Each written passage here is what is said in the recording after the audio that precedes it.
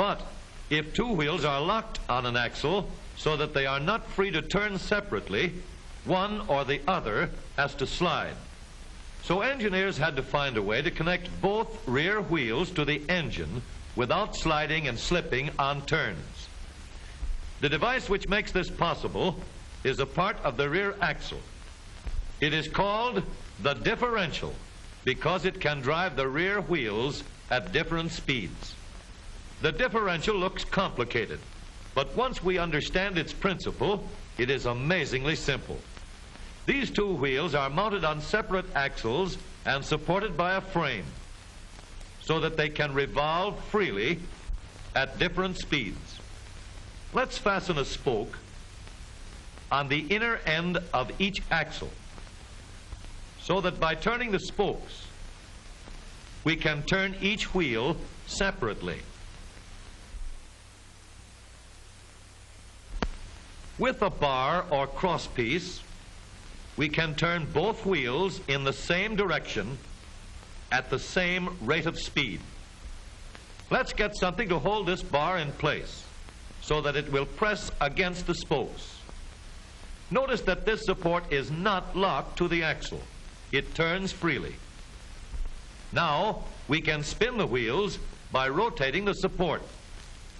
This is fine as long as both wheels are able to turn at the same speed. But let's see what happens when we go around the corner. With this arrangement, we cannot drive one wheel faster than the other. And if we stop one wheel, the other wheel won't budge. Let's put this bar on a pivot so that it can swing in either direction.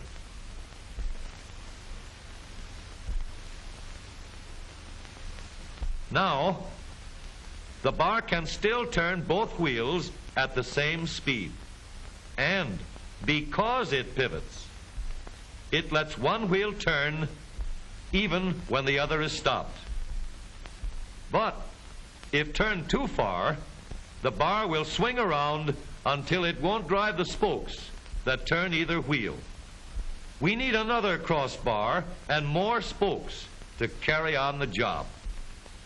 When we stop one wheel, the crossbars will continue to push the spokes of the free wheel around.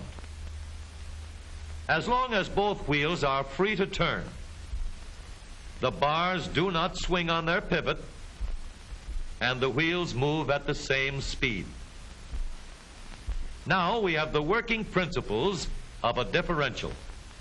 To adapt the model for use in an automobile, we will have to make a few changes.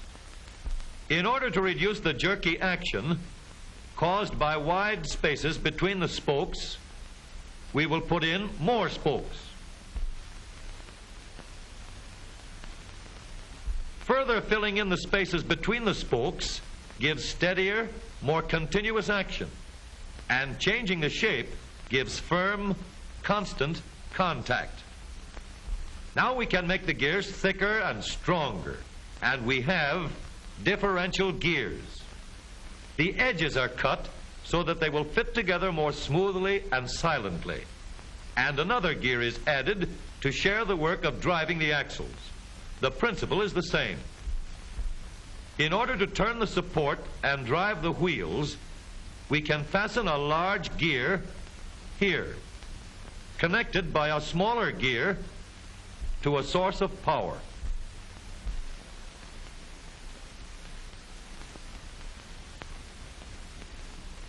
Notice that the power is connected to the differential at the center line. We can make our model more compact by moving the gears closer together.